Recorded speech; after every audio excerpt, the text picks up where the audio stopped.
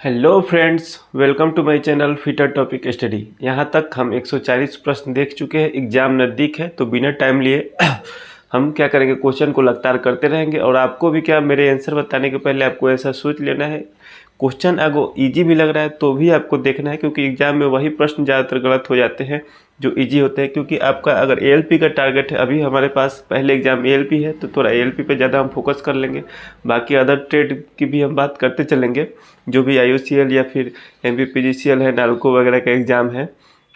तो ये ध्यान देना है कि आपको आए, नहीं भी आए तो भी उसको नोट करते चलना है कि हाँ ये प्रश्न हमें नहीं आ रहा है तो इसको हम नोट कर ले चलते हैं। क्योंकि सभी प्रश्न जो है आपका क्या है, इम्पोर्टेंट है, तो सभी को देखना जो है वो बहुत ज़रूरी बन जाता है। तो चलते हैं फटाफट सेशन को स्टार्ट कर देते हैं, एक लाइक के साथ ज़बरदस्त कमेंट वगैरह करके, क्योंकि क्वेश्चन आपके लिए बहुत बेहतरीन लाया गया है। और आज कुछ एएलपी में भी पूछे गए क्वेश्चन को ला दिया। वैसे तो सभी क्वेश्चन आए ही हैं, थोड़ा प्रीवियस ईयर भी लाया हूँ कि जिससे पता चले कि हाँ ऐसे ऐसे क्वेश्चन पूछे जाते हैं।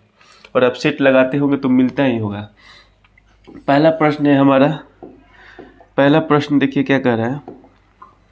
थंब रूल के अनुसार M8 टैब के लिए ड्रिल साइज क्या होगा। M8 टैब के लिए ड्रिल साइज क्या होगा। सबसे पहले जान लेते हैं कि ये टैब जो लिखा है, टैब, ये टैब क्या होता है। तो किसी भी, अगर ये मान लीजिए जॉब हो गया, इसमें हमें अंदरूनी थ्रेड काटना है, ये होल है, इसमें अगर चूड़ी काटना है तो जिस टूल का प्रयोग करते हैं वो टैप होता है। और ये कोई बेलनाकार जॉब है, क्या है, बेलनाकार जॉब के बाहर चूड़ी काटी जाती है और डाई हो जाती है। बहुत क्वेश्चन यहाँ से मिलेंगे, ठीक। और डाई का प्रयोग करते हैं। अब यहाँ पूछा गया है, क्या पूछा गया है दोस्त, मिट जा भाई। तो यहाँ पूछा गया है कि M8 टेप के लिए ड्रिल साइज क्या होगा, किसके अनुसार, तो थंब रूल के अनुसार। तो थंब रूल के अनुसार पूछा जाता है तो जितना टैप साइज इंटू क्या हो जाता है 0.8। तो 0.8 से गुना करेंगे तो क्या हो जाएगा, 64 हो जाएगा। और mm पॉइंट बीच में लग जाएगा, इतना जो है वो mm हो जाएगा। तो ऑप्शन के अनुसार ऑप्शन ए इस प्रश्न का राइट आंसर हो जाएगा। अगर थंब रूल नहीं कहता तो यहाँ अगर पिच वगैरह देता, जैसे कि अगर क्वेश्चन में आ जाए कि M10 इंटू 1.25 का टैप ड्रिल साइज क्या होगा, तो टैप ड्रिल साइज मतलब कि TDS इंटू टैप साइज क्या दिया है 10 into 2, sorry, tap size minus 2 into depth into pitch. तो यहाँ हम टैप साइज ले लेंगे 10 माइनस 2 इंटू डेप्थ, मीट्रिक है तो 0.6134 गुना 1.25। इसी को क्या करना है कि आपको जो है वो सॉल्व कर लेना है। सॉल्व करेंगे, जो आंसर आएगा वो इस क्वेश्चन का आंसर हो जाएगा, ठीक। चलते हैं नेक्स्ट प्रश्न की तरफ।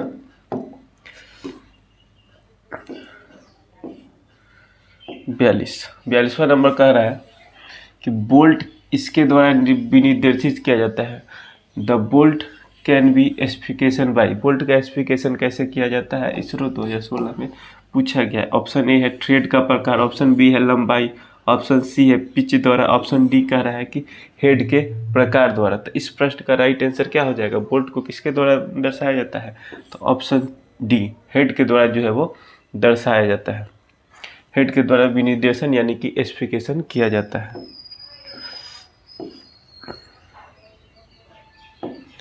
नेक्स्ट प्रश्न हमारा कह रहा है 143 नंबर, चिन्हन मार्किंग के दौरान संदर्भ सतह निम्नलिखित में से किसके द्वारा स्पेस प्रदान की जाती है, डॉट डॉट है, खाली स्थान प्रदान की जाती है। मार्किंग के दौरान संदर्भ सतह किसके द्वारा प्रदान की जाती है। RRBLP 2019 में पूछा गया है, शिफ्ट थर्ड में। तो वर्कपीस के द्वारा, मार्किंग ऑफ टेबल के द्वारा, जॉब के रेखा चित्र के द्वारा, या फिर बोर्ड के द्वारा। इसकी पिछली क्लास में मैंने एक दूसरे क्वेश्चन में आया था कि वर्नियर हाइट गेज का प्रयोग किसके साथ किया जाता है, तो सरफेस प्लेट के साथ किया जाता है। तो हमें कोई टेबल वगैरह चाहिए तभी तो हम मार्किंग के लिए सतह प्रदान कर सकते हैं। तो इस प्रश्न का राइट आंसर हो जाएगा मार्किंग ऑफ टेबल के द्वारा जो है वो संदर्भ सतह प्रदान की जाती है। चलते हैं नेक्स्ट क्वेश्चन की तरफ। कह रहा है कि शीट धातुओं को खाली स्थान से जोड़ा जाता है। शीट धातुओं को किससे जोड़ा जाता है, ऑप्शन है वेल्डिंग, सोल्डरिंग, कूलिंग, हीटिंग। तो आप, पतली शीट होती है, शीट का क्या, पतली ही शीट को तो शीट बोलते हैं, शीट को वेल्डिंग से जोड़ लेंगे गल ही जाएगा, ये तो होगा ही नहीं। सोल्डरिंग से जोड़ सकते हैं। कूलिंग क्या कर रहा है, कूलिंग ठंडा करने की विधि है तो ये भी होगा नहीं। हीटिंग क्या करना है, गर्म करने की विधि है तो इससे थोड़े जोड़ेंगे। तो इस प्रश्न का राइट आंसर हो जाता है ऑप्शन बी, सोल्डरिंग।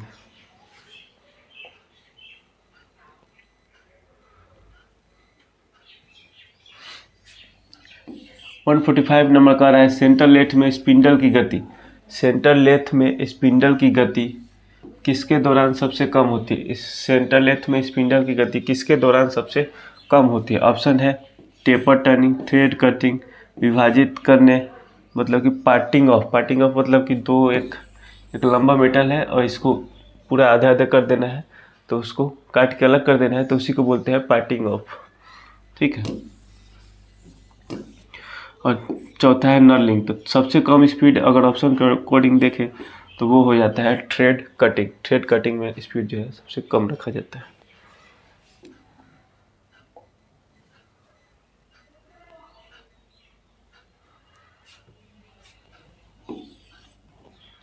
नेक्स्ट कह रहा है कि 10 mm व्यास के दंड को 10 mm व्यास है के दंड को 100 RPM से खरादते समय किस उपकरण का कर्तन गति मीटर प्रति मिनट कितना होगा? ठीक है।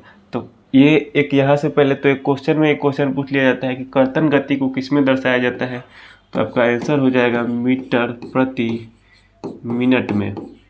वहीं अगर फीट की बात की जाए, फीट को कैसे दर्शाया जाता है, तो इसका हो जाता है mm प्रति रेवोल्यूशन। ठीक है, mm प्रति रेवोल्यूशन में। अब कटिंग स्पीड यानी कि CS बराबर होता है मीटर प्रति मिनट, है ना। तो यहाँ से 2-3-4 क्वेश्चन हमारे क्लियर हो चुके हैं। अब इस प्रश्न को थोड़ा ये न्यूमेरिकल टाइप का है तो इसको बनाते हैं। CS यानी कि कटिंग स्पीड बराबर होता है πdn/1000। ठीक, CS हमें निकालना है और D का मान दिया है 10 mm। पाई का मान आपको भी पता है 22/7 होता है। ठीक है, D का मान दिया है 10, N का मान दिया है कितना दिया है, N का मान दिया है 1000 और बटा में 1000 इसलिए करते हैं क्योंकि हमें मीटर प्रति मिनट में आंसर चाहिए, है ना। अगर हम यहाँ पे सेंटीमीटर में रहता तो 1 0 गायब हो जाता है, 100 हो जाता बटा में। वही अगर चलते हैं इस प्रश्न को बना लेते हैं। हमारा तो mm में ही है तो कुछ करना नहीं है, बस πdn/1000। तो यहाँ से हमारा कितना 100 है ना, 1 0 यहाँ एक्स्ट्रा आ गया, ऊपर 100 दिया है तो यहाँ से 2 0 से चेंज कर लेते हैं। 2 0 से 2 0 कट गया, 1 0 से 1 0 कट गया और 22/7 को अगर हम काटें तो आपको पता होगा 3.14 आता है काटने पर, है ना। पाई का मान सभी को याद है, कौन सी बड़ी बात है। तो इससे इस प्रश्न का राइट आंसर हो जाएगा ऑप्शन सी 3.14। ठीक है, चलते हैं नेक्स्ट प्रश्न की तरफ।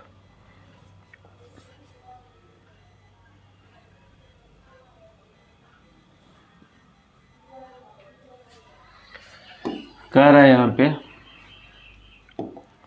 वैक्स पैटर्न का प्रयोग किस में किया जाता है? वैक्स पैटर्न का प्रयोग किस में किया जाता है? ऑप्शन है shell moulding, die casting, option C है इन्वेस्ट कास्टिंग, है ना, इन्वेस्टमेंट कास्टिंग, अब केंद्रीय कास्टिंग। तो वैक्स पैटर्न का प्रयोग किया जाता है इन्वेस्टमेंट कास्टिंग में, इस पैटर्न का जो है वो प्रयोग किया जाता है। चलते हैं नेक्स्ट प्रश्न की तरफ। नेक्स्ट हमारा 148 नंबर का रहा है कि समांतर शाफ्टों पर पावर संचालन के लिए निम्न में से कौन सा गियर का जो है वो प्रयोग किया जाता है? समानांतर शाफ्ट में अगर पावर को क्या करना है, समांतर शाफ्टों पर पावर संचालन के लिए कौन से गियर का प्रयोग किया जाता है? तो ऑप्शन हो जाता है आपका bevel gear, helical gear, worm wheel, rack और पिनियन। तो समानांतर शाफ्टों पर पावर संचालन के लिए आपको किसका प्रयोग किया जाता है? हेलिकल गियर का जो है वो प्रयोग किया जाता है। चलते हैं नेक्स्ट प्रश्न की तरफ। नेक्स्ट हमारा प्रश्न कर रहा है कार्यस्थल के वातावरण को श्रमिकों के स्वास्थ्य के अनुसार बनाने की प्रक्रिया को कहते हैं, क्या कहते हैं? सुरक्षा, भौतिकता, स्वास्थ्य सुरक्षा या फिर चिकित्सा। तो इस प्रश्न का राइट आंसर हो जाता है आपका स्वास्थ्य सुरक्षा।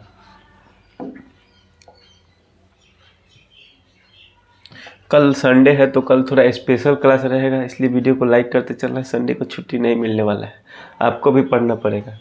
मैं मेहनत कर रहा हूँ तो आप क्यों नहीं पढ़ेंगे भाई। 150 नंबर कह रहा है कि शोर, कंपन और रेडिएशन आदि आता है, किसके अंतर्गत आता है। शोर, कंपन और रेडिएशन ये जो है वो किसके अंतर्गत जो है वो आता है, आपको जो है वो बताना है। तो देख लेते हैं ऑप्शन। भौतिक हजार्ड, रासायनिक हजार्ड, जैविक हजार्ड और यांत्रिक हजार्ड। तो शोर, कंपन, रेडिएशन ये सब किसके अंतर्गत आता है। तो ऑप्शन ए भौतिक हजार्ड के अंतर्गत आता है ये सभी।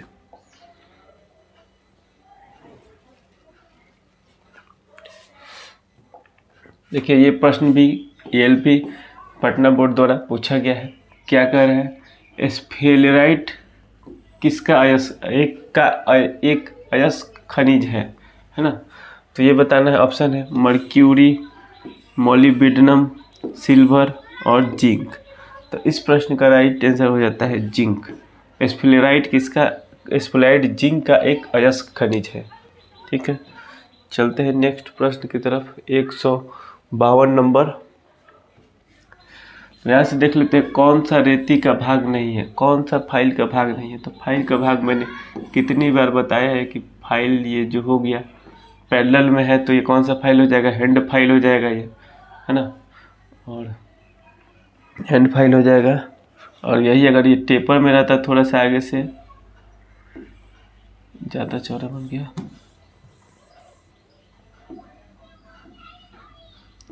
1/3 भाग वाला अगर टेपर में रहता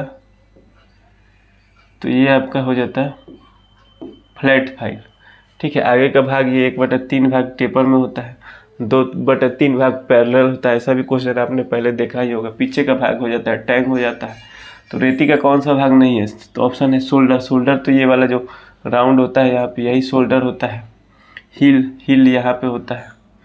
हिल क्या होता है दोस्त, हिल यहाँ पे होता है जिस पे दांतें नहीं कटी होती है, हिल वाले भाग पे।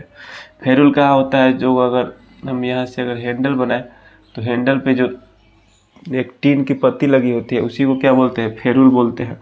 Option D barrel. बैरल इसमें नहीं होता है क्योंकि बैरल कहाँ होता है, माइक्रोमीटर में होता है। तो इस प्रश्न का राइट आंसर हो जाएगा ऑप्शन डी। चलते हैं नेक्स्ट प्रश्न की तरफ। 153 नंबर प्रश्न देख लेते हैं कि क्या कह रहा है। ये भी पूछा गया है किसी न किसी एग्जाम में, है ना। तो देखेंगे 30 डिग्री कितने रेडियंस के बराबर है। तो पाई रेडियन का मान आपको पता होगा। पाई रेडियन का मान कितना होता है, 180 डिग्री होता है। अब हम यहाँ से पाई का मान यहाँ से रख देंगे। पाई का मान 180 है ना, बटा में 30 रख देंगे तो 3 छक 18 हो जाएगा। तो इसका मतलब क्या हो जाएगा, ये कितने के बराबर है, ये ऑप्शन बी पाई/6 के जो है वो बराबर है। ठीक है, तो इस प्रश्न का राइट आंसर हो जाएगा ऑप्शन बी।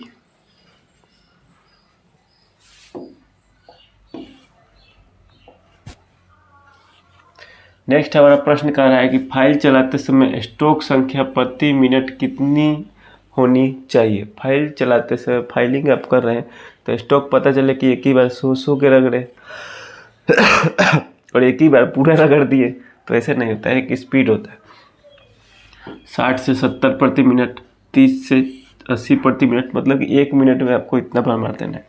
20 से 70 प्रति मिनट। और डी हो जाता है 40 से 50 प्रति मिनट। तो इस प्रश्न का राइट आंसर हो जाएगा ऑप्शन डी, 40 से 50 प्रति मिनट फाइल स्टॉक होता है।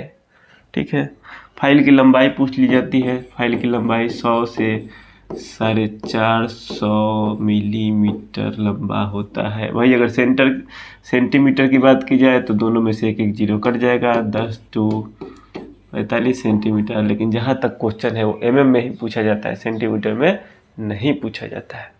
चलते हैं नेक्स्ट प्रश्न की तरफ। 155 नंबर हमारा प्रश्न है, किस वाइस का जौ कठोर लकड़ी का बना होता है। किस वाइस का जौ जो है वो कठोर लकड़ी का बनाता है। ऑप्शन ए है बेंच वाइस, ऑप्शन बी है हैंड वाइस, ऑप्शन सी है पाइप वाइस, ऑप्शन डी है कारपेंटर वाइस। तो किस वाइस का जौ कठोर लकड़ी का बना होता है तो ऑप्शन डी हो जाता है। पूछा जाता है कि कारपेंटर वाइस में कौन सा थ्रेड कटा होता है, तो ये होता है बटरस थ्रेड, इसमें जो है वो कटा होता है। नेक्स्ट चलते हैं, 156 नंबर प्रश्न कह रहा है कि एंगल प्लेट का साइज कैसे लिया जाता है। एंगल प्लेट मैंने कल भी बताया था, कल स्लॉटेड एंगल प्लेट का कुछ क्वेश्चन था, है ना। एंगल प्लेट कुछ हो गया, मार्किंग करते समय जॉब को सहारा देने के लिए एंगल प्लेट का प्रयोग किया जाता है। और वो स्लॉटेड एंगल प्लेट का क्वेश्चन था कि किस लिए प्रयोग करते हैं, तो जॉब को क्लैंप करने के लिए स्लॉट दिया गया है कि नट बोल्ट आर पर जाकर जॉब जो है वो क्लैंप हो जाए। और यहाँ से पूछा जा रहा है कि इसका साइज कैसे लिया जाता है, तो लंबाई चौड़ाई गुना ऊंचाई से, इनमें से कोई नहीं। तो इस प्रश्न का राइट आंसर हो जाता है ऑप्शन सी, लंबाई चौड़ाई गुना ऊंचाई से। अब ये पूछा जाता है कि ये कौन से ग्रेड में पाए जाते हैं, तो ग्रेड जो हो जाता है 1 और 2, ठीक। वही अगर वी ब्लॉक की पूछा जाए, वी ब्लॉक तो ग्रेड ए और बी में पाया जाता है। ए और या फिर 1 की बात करें तो ये टुल्लू में प्रयोग करते हैं, और जो 2 या बी होता है इसका प्रयोग किस में किया जाता है, वर्कशॉप वगैरह में किया जाता है। तो इस सभी को जो है वो याद करते चलना है। नेक्स्ट हमारा हो जा रहा है 157 नंबर का प्रश्न। ये क्या कह रहा है, प्रोटेक्टर हेड का लिस्ट काउंट कितना होता है। प्रोटेक्टर हेड का लिस्ट काउंट कितना होता है। प्रोटेक्टर हेड भैया कहाँ से आ गया, सोच रहे हो कहाँ से आ गया। तो कॉम्बिनेशन एक सेट होता है जो कि स्टील रूल पर 3 चीज़ सेट होता है। एक तो होता है इस तरह का सेंटर हेड, और एक होता है जिसमें चांद वगैरह बना रहता है ना। और प्रोटेक्टर हेड है, सेंटर हेड, 3 चीज़ें इसमें लगा होता है। लेकिन हमें किसकी बात करनी है, प्रोटेक्टर हेड की बात करना है ना। तो प्रोटेक्टर हेड का लिस्ट काउंट कितना होता है, तो अगर हम बात करें प्रोटेक्टर हेड पे, सिंपल अगर उसको देखें तो प्रोटेक्टर हेड पे 1 डिग्री से कितना डिग्री होता है, 180 डिग्री तक जो है वो इसमें लगा रहता है ना। देखिए अभी थोड़ा उसको बता दूं, एक हो जाता है आपका स्क्वायर हेड जो कि आपका 90 और 45 पे बना रहता है। अब जिस तरह से बना रहे स्क्वायर हेड, प्रोटेक्टर हेड और सेंटर हेड और स्केल, इन चारों को ही मिला के कम्बिनेशन सेट जो है वो बनता है ना। और हमें प्रोटेक्टर हेड पूछा गया है तो इसमें 1 डिग्री से लेके 180 डिग्री तक, ये भी पूछा जाता है कितने डिग्री तक होता है, तो 180 डिग्री तक होता है। इसका लिस्ट काउंट कितना होता है तो देख लेते हैं, 1 डिग्री, 2 डिग्री, 5 डिग्री और 10 डिग्री। तो यहाँ देखिए मिनिमम क्या है, अल्पतमाप मैंने बताया था लिस्ट काउंट, जो किसी मापने वाले स्केल या फिर जो भी इंस्ट्रूमेंट है उसके द्वारा न्यूनतम जो माप ली जा सकती है उससे क्या कहते हैं, लिस्ट काउंट कहते हैं। तो इसका क्या हो जाएगा, 1 डिग्री हो जाएगा, यानी कि इस प्रश्न का राइट आंसर ऑप्शन ए हो जाएगा। चलते हैं नेक्स्ट प्रश्न की तरफ। नेक्स्ट प्रश्न हमारा क्या कह रहा है, 158 नंबर, 500 ग्राम भार वाले हथौड़े के हैंडल की लंबाई लगभग कितनी होती है। ऑप्शन देख लेते हैं, 275, 300, 325 या फिर 350, है ना। तो इस प्रश्न का राइट आंसर हो जाएगा ऑप्शन सी, 325 mm। चलते हैं नेक्स्ट क्वेश्चन 159 नंबर। बहुत ही अच्छा क्वेश्चन है ये भी पूछा गया है इसरो वगैरह में। तो 60 डिग्री के पॉइंट कोण के साथ यदि चीजल का इंक्लिनेशन एंगल 39.5 डिग्री हो तो उसका क्लियरेंस कोण क्या होगा। तो चलिए सबसे पहले एक इमेज ड्रॉ करते हैं, है ना। इमेज ड्रॉ कर दिए और यहाँ से हम एक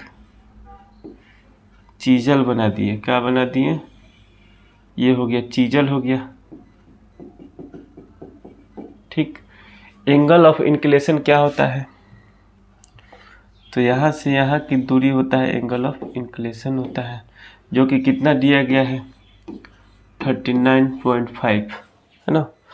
और आपको क्लियरेंस कोण पूछा गया, क्लियरेंस कोण क्या होता है, तो ये वाला कोण आपसे, ये वाला कोण पूछा गया है कि x डिग्री बताना है। और क्या दिया गया है, पॉइंट एंगल, मतलब कि चीजल का पॉइंट एंगल अगर हम बात करें तो ये हमें दिया गया है, ये कितना दिया गया है 60 डिग्री। 60 डिग्री दिया गया है। और आपको क्या बताना है, क्लियरेंस कोण बताना है। क्लियरेंस कोण निकालने के लिए देखिए 60 बताया है तो बीच बीच अगर डिवाइड है तो यहाँ भी 30 आ जाएगा, यहाँ भी 30 आ जाएगा। तो हमें जब फुल पता है कि 39.5 है और उसमें 30 हम माइनस कर देंगे तो हमारा क्लियरेंस कोण नहीं आ जाएगा। इसके पहले बार जब 2-3 क्लास पहले इसके बारे में मैंने डिटेल से चर्चा किया था कि ऐसा भी क्वेश्चन जो है वो बनता है और आपसे जो है वो पूछ लिया गया। तो इस प्रश्न का राइट आंसर हो जाएगा आपको 39.5 दिख रहा है, माइनस 30 कर देंगे तो आ जाएगा 9.5 डिग्री जो है वो इस प्रश्न का आंसर, यानी कि ऑप्शन बी। कितने लोग कर लिए थे प्रश्न को वो कमेंट कर देंगे एक बार, है ना। आज के पूरे क्लास में लगभग 2 न्यूमेरिकल अभी मिल गया। चलते हैं आगे, देख लेते हैं आगे। ये भी एक थोड़ा न्यूमेरिकल ही है ना। तो न्यूमेरिकल से घबराना नहीं है, 1-2 क्वेश्चन रहेंगे। अगर नंबर मिल रहा है यहाँ से तो छोड़ना नहीं है। आपको पास होने से थोड़ा सा बेसी लेकर चलना है, कभी भी कट ऑफ से ऊपर लेके ये नहीं सोचिए कि 28 पे ALP का पास है तो हम 28 लाएंगे, ऐसा नहीं करना है। यदि माइल्ड स्टील की कर्तन गति, यहाँ पे कर्तन गति मतलब कि CS दे दिया गया है 20 मीटर प्रति मिनट, ठीक है। और ड्रिल का व्यास दे दिया गया है D दे दिया गया है 20 mm। व्यास के ड्रिल बिट के लिए अपेक्षित घूर्णन गति क्या है? घूर्णन गति N पूछा गया है, N = वाट। तो आपको फार्मूला पता है, क्या होता है फार्मूला? फार्मूला हो जाता है आपका CS बराबर πdN/1000। तो यहाँ से हमें CS रख देंगे 20, पाई का मान हो जाता है 22/7 × 1000, तो फार्मूला में ही है। और D का मान दे दिया गया है × 20, ठीक है, × 20 दे दिया गया है। और N निकालना है तो N के जगह हम रख लेते हैं X। अब यहाँ से हम देखेंगे कुछ कटने वाला है तो काट पीट देते हैं। 1 0 से 1 0 कैंसिल कर देते हैं। और यहाँ से देखें तो 2 से ये 10 हो जाएगा। और आगे भी काटते हैं, चलिए यहाँ लिख लेते हैं।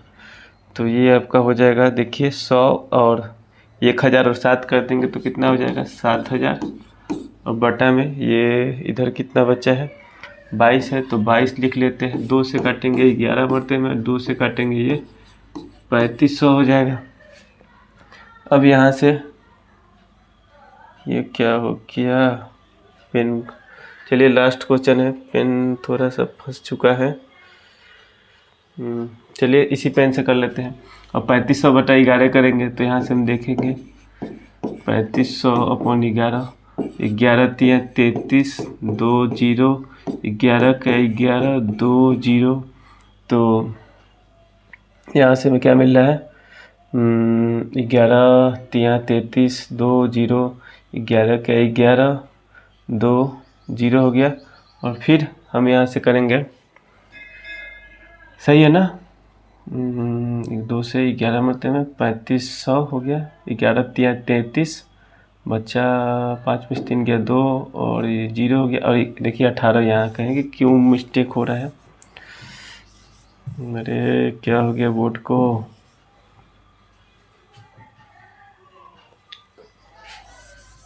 दोस्त मेरे यहाँ देख लेते हैं।